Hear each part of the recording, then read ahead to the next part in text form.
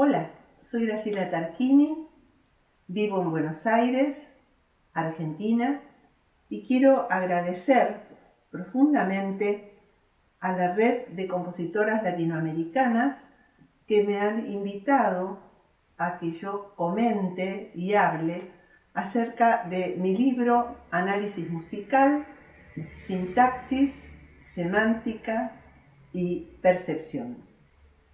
Es un libro, como ustedes ven, muy largo, muy extenso, por lo tanto voy a poder hacer una brevísima síntesis que quizás las ayude a poder hacer una lectura más fácil del mismo. Quiero decirles que ustedes pueden bajar el libro absolutamente gratis entrando a la página del Centro de Análisis Musical CAM. Simplemente anoten analisismusicalcam.com.ar. Recorran la página porque van a encontrar muchas cosas que complementan, amplían lo que el libro les va a comunicar. Si ustedes me preguntan cuándo surge en mí la necesidad de empezar a investigar sobre un método confiable de análisis, es a mis 18 años cuando estoy en la carrera de piano, armonía, contrapunto y composición en la Universidad Nacional del Litoral. Imagínense lo vieja que yo soy, por lo tanto la cantidad de años que estoy buscando dar con un método confiable de análisis. Yo me daba cuenta que en determinados ámbitos era posible lo que yo no encontraba en las clases de formas musicales, como se llamaba la materia en la universidad. Yo asistía a esas clases y luego, cuando aplicaba las cosas que me habían dicho, no sentía que podía llegar a profundizar en las obras y llegar a tener de ellas una acabada sabiduría sobre lo que contenían. Sí, en cambio, cuando tuve como profesora en literatura a Dina Sanemeterio, una gran lingüista, cuando ella analizaba las poesías o los libros, yo decía, esto es interesantísimo y tiene que tener posibilidad de ser transferido a la música. También en el Instituto de Cinematografía de la universidad, que dirigía el prestigioso Fernando Birri, gloria de la cinematografía argentina y latinoamericana y mundial, diría, esto también yo lo constataba.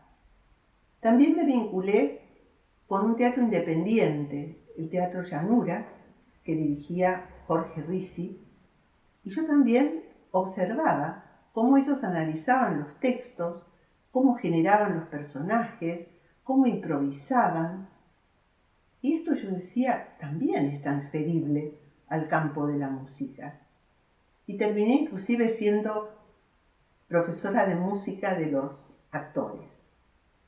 En el Instituto de Música debo reconocer que conocí a Jorge Zulueta, pianista y compositor de excelencia, que me enseñó muchísimas cosas. Él hace muchos años fue a vivir a Europa y allí está en París hace ya, creo, como 50 años. También me interesé por todo lo que podía saberse en aquel momento de Messiaen, de Schoenberg, especialmente de Boulez, a través de sus escritos, de sus libros y de sus clases en la radio-televisión francesa, donde él trabajaba. Y cuando vine a vivir a Buenos Aires, me conecté con el maestro Francisco Krefeld, en quien encontré realmente una persona con la cual yo podía entenderme en esta búsqueda. Y él me proporcionó muchísimos elementos. Debo, por otro lado, agradecerle a Francisco Krefeld que él hiciera mi prólogo al libro. Por primera vez lo hizo en su vida y esto se lo agradezco realmente mucho.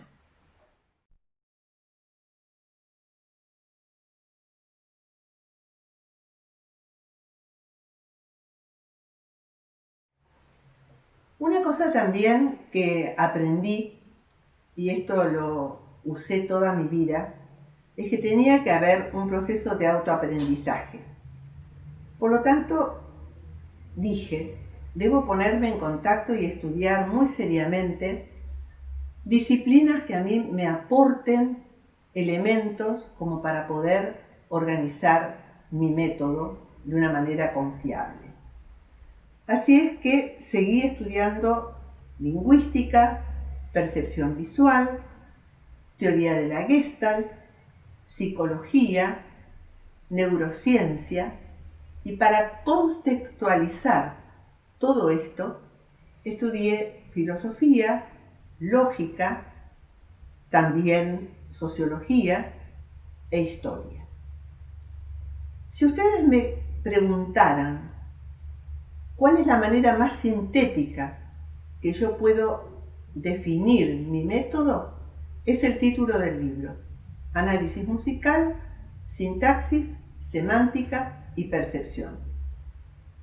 Los métodos tradicionales, mejor o peor, los dos aspectos primeros los tratan, pero la transferencia de las relaciones entre sintaxis y semántica a la percepción, realmente esto no está tratado con la seriedad que debiera. Por lo tanto, ¿qué es lo que nosotros queremos comunicar al oyente? Es informarlo acerca de lo que la obra comunica en términos perceptivos, en tiempo y espacio, llámese textura, y el impacto que esto genera en la percepción de los oyentes. Esto es importantísimo para los intérpretes y para los compositores, en la medida y a partir de que somos comunicadores y tenemos que saber qué estamos comunicando en términos perceptivos a los oyentes. Para eso es necesario que conozcamos todas las formas de elaboración de cada uno de los parámetros que constituyen la música y que cada detalle de esos parámetros que comunican a la percepción. Tarea que es bastante ardua, pero que ustedes la tienen sintetizada en el libro con muchos ejemplos. Yo voy a dar uno que quizás es muy banal, pero que va a aclarar el hecho en cuestión. Si yo tomo la velocidad, todos los ítems de todos los parámetros tienen aspectos cuantitativos y cualitativos que nos influyen a la percepción. Desde el punto de vista cuantitativo, la velocidad es alta, media, baja. Si nosotros informamos con velocidad media, estamos estabilizando al oyente porque no hay choque entre la velocidad de la obra y la de nuestro ritmo cardíaco. Si nosotros elevamos o bajamos la velocidad, se produce un choque entre nuestro tempo y el de la obra y por lo tanto estaremos inestabilizando. Desde el punto de vista cualitativo, la velocidad puede ser constante, variable por zonas, con accelerandos, retardandos, y tempo rubato. Si queremos estabilizar, usamos la velocidad constante. En tanto que hay una ley de la Gestalt que dice que a fenómenos de repetición la percepción se estabiliza y a fenómenos de cambio ella se inestabiliza. Por lo tanto, las otras dos velocidades que mencioné serán inestabilizantes. Y si se suman las dos, como en muchas obras del romanticismo, donde hay rubato y hay acelerandos y retardandos, eso será como el máximo de inestabilidad cualitativa que podamos dar a la velocidad.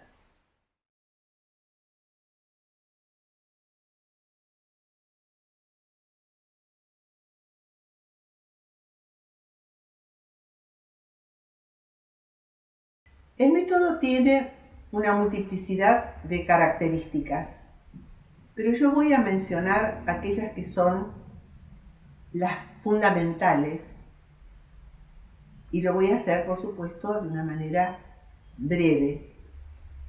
Una de las características es que la terminología que usamos es analógica. La teoría tradicional usa la terminología simbólica, es decir, que los términos no representan los hechos en cuestión. Voy a tomar un ejemplo muy simple. A nosotros nos dicen que hay compases simples y compuestos, y nos tienen que explicar qué son los simples y los compuestos. Luego, analógicamente, nosotros podemos decir que hay compases de subdivisión binaria del pulso, compases de subdivisión ternaria del pulso. Otra característica es que yo planteo el análisis como una evolución cronológica.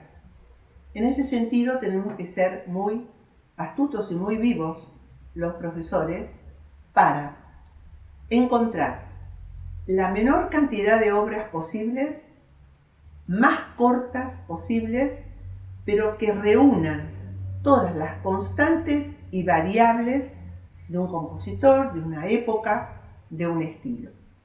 Las constantes son todas aquellas cosas que se repiten y que dan identidad a un compositor o a una época.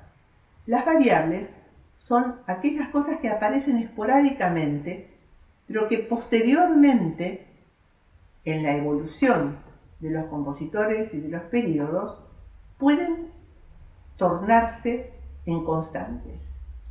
Y entonces nos dejamos de decir, fulano inventó tal cosa, fulano inventó tal otra. Solo el que cree en Dios, Dios creó de la nada. En realidad, lo que nosotros vemos es que hay una evolución, causa-efecto, a lo largo de toda la historia de la composición. Yo voy a dar algunos ejemplos, pocos, pero muy significativos. Cuando nosotros hablamos en la armonía del periodo clásico, o inclusive antes, en la armonía de Bach, hay una conjunción inseparable, cuando usamos sistemas heptafónicos, porque las escalas mayor artificial, antigua, armónica, etc., son heptafónicas. Tenemos 7 grados y esos 7 grados tienen una estructura que heredan del modo en el cual está compuesta la obra. Entonces son dos términos. Podríamos pensar en separarlos y tener sistemas con menos o más funciones y sistemas con otras estructuras que las que estamos observando en los análisis que realizamos. Para estas cosas hay antecedentes muy remotos. Voy a tomar a Bach. Si nosotros vemos el 6º preludio del primer libro del clave bien temperado, antes de que sobrevenga el final, con acordes, por supuesto, funcionales, hay interpolada, incrustada, una escala cromática descendente con acordes arpegiados de quinta disminuida. Sería una locura de nuestra parte y una mentira auditiva a eso cifrarlo con con un grado.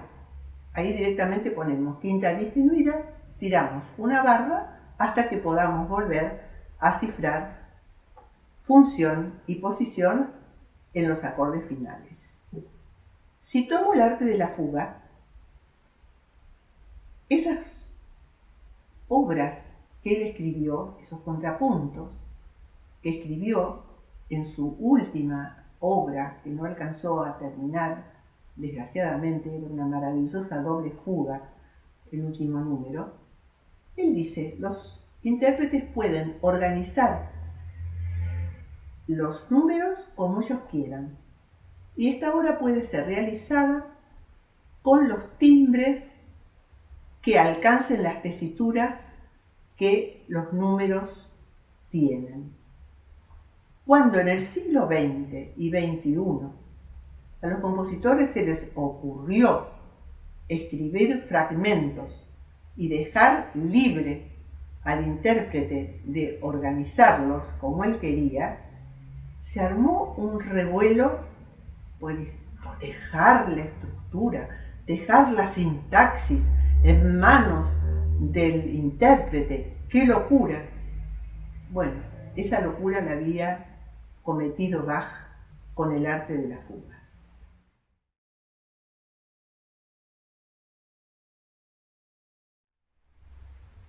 Otra característica del método es que no debemos ser prejuiciosos.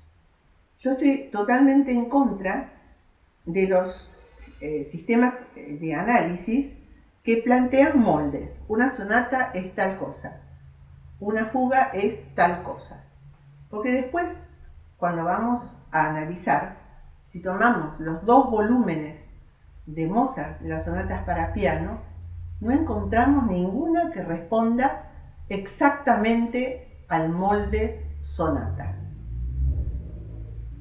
Cada obra es un mundo a descubrir y un mundo alucinante que nos aporta un montón de elementos interesantísimos, sobre todo a los compositores. Si tomo, por ejemplo, la 457 para piano de Mozart, en vez de tener 2 unidades temáticas o 2 temas, tiene 6. Y cuando llegamos a lo que se llama el desarrollo, que parece ser el mundo más importante de la sonata, y ahí es donde el compositor elabora todo lo que se ha dicho en la exposición, resulta que esta sonata, su desarrollo después de la doble barra, son 22 compases y simplemente es una transición entre la exposición y la reexposición. Otro aspecto que nosotros planteamos, y esto está avalado fundamentalmente por la neurociencia, que sabe a la perfección cómo funciona nuestro cerebro, cómo aprendemos con mayor facilidad, cómo podemos acelerar un proceso de enseñanza-aprendizaje conociendo la manera de aprender un alumno. Nosotros planteamos todas las cosas de lo general a lo particular, de lo global a lo puntual. Otro aspecto es que realizamos los análisis de las obras auditivamente y partitura en mano posteriormente, siguiendo el mismo método para una cosa que para la otra. Puede haber coincidencias o divergencias y explicamos tanto las coincidencias como las divergencias. Las divergencias muchas veces se deben a que el alumno dio conversiones de personas, de intérpretes que habían transgredido lo que el compositor había escrito. Pero otras veces, como gran parte de la notación de las obras es simbólica, no todo lo que uno ve en la partitura se escucha. Supongamos que yo no hubiera hecho la escucha y voy a la partitura y quiero saber el repertorio de intervalos sucesivos que se usan. Y empiezo a decir Hay sextas mayores abiertas en 2 octavas, séptimas abiertas en 1 octava, cuartas aumentadas abiertas en 2 octavas. Y resulta que hay una ley de la Gestalt que dice que los fenómenos cercanos entre sí se aglutinan y se separan de aquellos que están lejanos, los cuales a su vez se aglutinan entre sí. Por lo tanto, el repertorio de intervalos que nosotros percibimos y que la música plantea es justamente lo que se oye, esos intervalos que se aglutinaron por cercanía. De tal modo que es importante hacer esta doble lectura. Para la lectura por audición a veces usamos, y nos ayuda bastante, lo que en psicología se llama pares de opuestos. Tensión, reposo, estabilidad, inestabilidad, homogeneidad, heterogeneidad, permanencia, cambio, regularidad, irregularidad. Entonces vamos pensando en estos términos cuando tenemos que definir las cosas que estamos escuchando y que no estamos viendo. Por último, si hiciera falta, y a mí cada vez me hace más falta, usamos la estadística y los gráficos analógicos, que nos dejan penetrar en lo más profundo de la obra y nos dan una sorpresa realmente muy grande de todo aquello que el compositor, en esa profundidad que solo puede ser leída a través de la estadística y de los gráficos, ha implementado en la obra para que ella sea realmente grandiosa.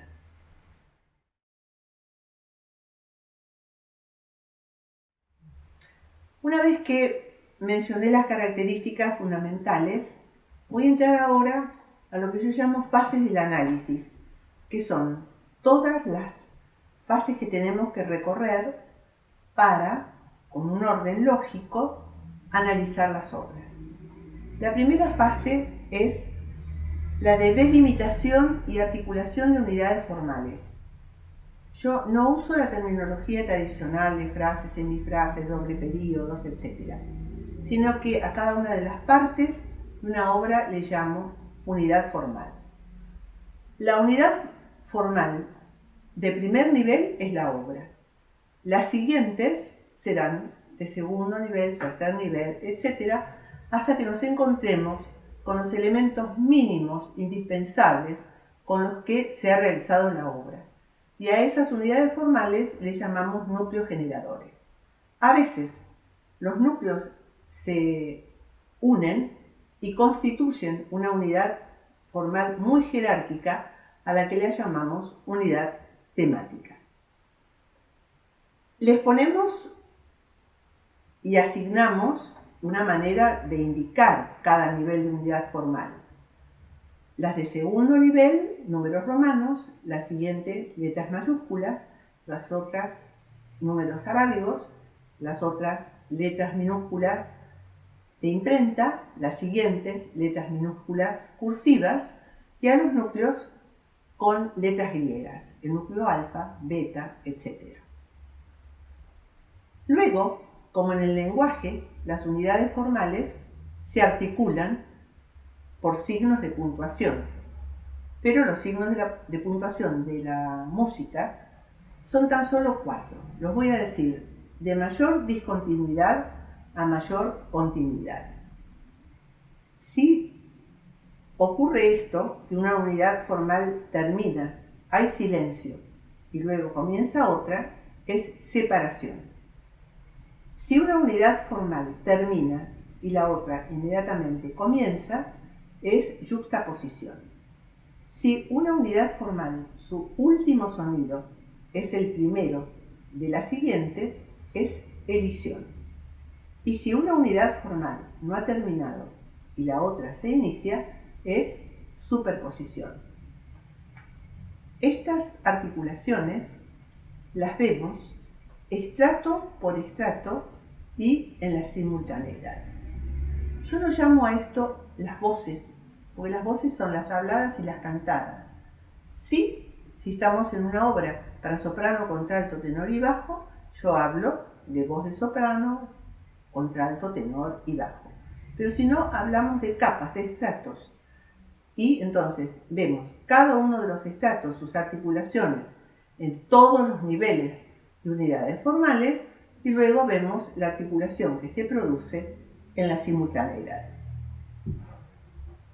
La siguiente fase es la de descripción de las unidades formales en todos los parámetros. Esto sería la semántica en grandes rasgos. Y acá vuelvo a insistir, tenemos que tener claros cada uno de los procedimientos, cada uno de los ítems que constituyen los parámetros, lo que informan perceptivamente hablando a la percepción. Entra acá también todo el estudio de lo que se llama armonía, que para mí no es un término analógico. Yo prefiero hablar de sistemas de simultaneidades. El organum es un sistema de simultaneidades, el de la música tonal es otro, el de acordes por cuartas es otro, y así la vida hasta la música más actual.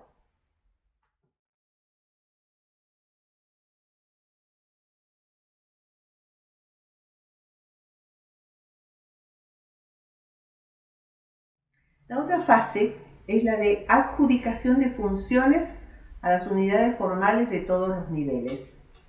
Las funciones son exponer, reexponer, igual o semejante y elaborar. Nosotros decimos que hay una elaboración cuando, por influencia del compositor, no se cambia la identidad de la música, sino ya hablamos de una exposición, aun cuando tenga algunos contactos con los elementos pasados. Algunas exposiciones, reexposiciones y elaboraciones pueden a la vez cumplir una finalidad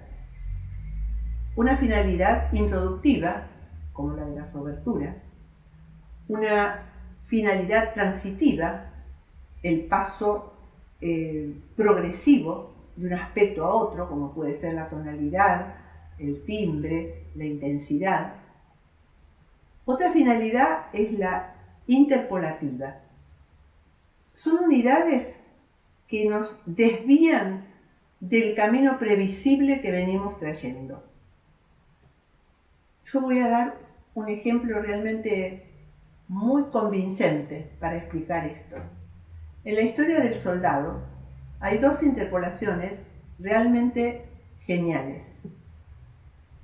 Viene el petit coral y antes del último número, que uno está esperando cómo termina esa historia, Stravinsky interpola el gran coral de la historia del soldado, que, volviendo a lo que yo hablaba de la cronología en el estudio de las composiciones, es un ejemplo maravilloso, porque Stravinsky no pudo escribir este coral si no analizó profundamente los corales luteranos de Bach. Lo hizo sobre un cantus firmus y, oh coincidencia, utilizó los mismos núcleos que Bach en sus 700 y pico de corales. Es una manera también de justificar la necesidad de la cronología. La última finalidad es la extensiva. Extensiva que puede ser conclusiva o suspensiva. Generalmente las obras terminan conclusivamente, pero hay obras que terminan en forma suspensiva. Esto ya desde el romanticismo. Y mucho en la música del siglo XX, del siglo XXI.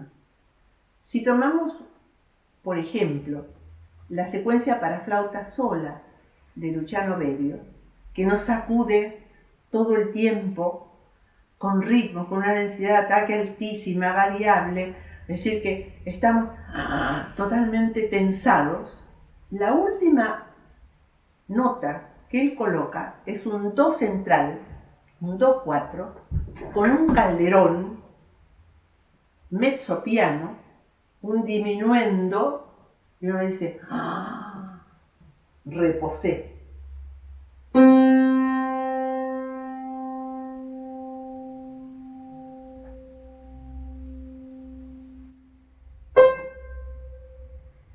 Y cuando uno cree que ya se terminó todo, aparece un do5 cortísimo que nos saca del reposo y nos hace terminar en una sorpresa equivalente a lo que nosotros decimos tensión.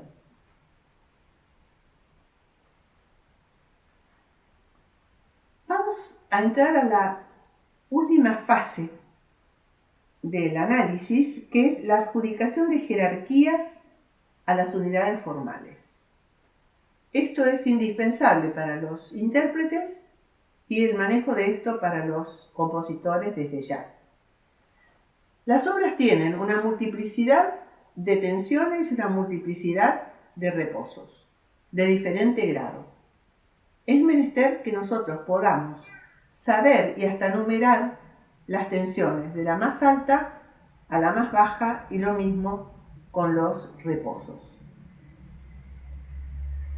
Porque en definitiva, una buena obra es aquella que gradúa de manera perfecta la evolución de las tensiones y los reposos da capo al fin. Hay que llamarles la atención mucho a los intérpretes, porque a veces en el afán de ser expresivos, al primer grado de tensión que aparece, todo lo que tienen. A la próxima tensión, todo lo que tienen.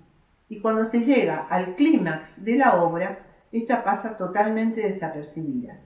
Porque aquí se aplica lo que decía antes, la ley de la Gestalt, que dice que a fenómenos de repetición la percepción se estabiliza.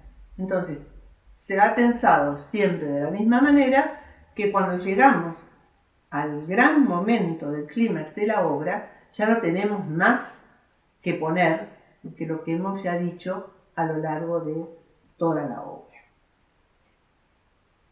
Por lo tanto, insisto que es una fase bastante complicada, pero absolutamente necesaria para los intérpretes y de mucha utilidad para los compositores.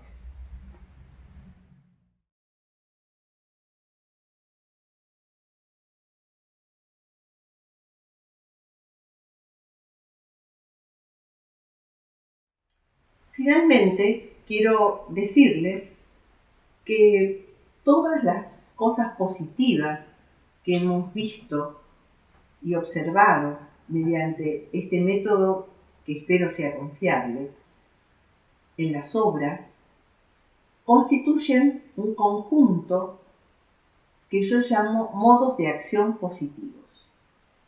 Son todas las manipulaciones efectivas de los materiales para que una obra sea atractiva perceptivamente hablando, evitando el uso excesivo de lo previsible o de lo imprevisible.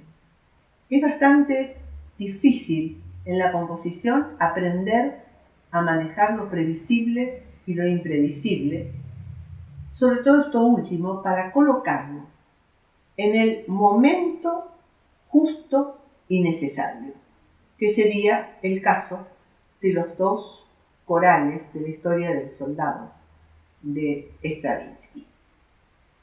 A veces, en las clases, con mis alumnos, después que hacemos la síntesis de todos los modos de acción positivos de las obras y la importancia y la jerarquía que esto tiene y cómo esta obra es atractiva gracias a la existencia de esos modos de acción positivos, yo hago hacer una reescritura de la obra quitando todos los modos de acción positivos. No quedan mal las obras, pero es como si las hubiera escrito yo. realmente son bellas y perfectas cuando contienen esos modos de acción positivos. Finalmente quiero decirles que espero que este método resulte confiable y sobre todo me parece importante que es posible de aplicar a cualquier música: jazz, rock, pop, música etnográfica y por supuesto a toda la música llamada académica. Para mí hay buena música y mala música, pero para que nos entendamos. Y esto es absolutamente necesario, la confiabilidad del método, para los intérpretes y sobre todo para los compositores, ya que ambos son comunicadores. Quiero darles las gracias por haberme escuchado. Quiero despedirme de ustedes diciéndoles que la página del CAM está a disposición de ustedes. Pueden entrar, ella se va agrandando, va sumando cosas que pueden servirles para comprender mejor el libro, y nosotros damos en el CAM clases individuales, colectivas, cursos online, cursos presenciales cuando podamos, y desearles que todos en el quehacer que tienen tengan muchísimos éxitos. Muchas gracias y ojalá nos encontremos pronto.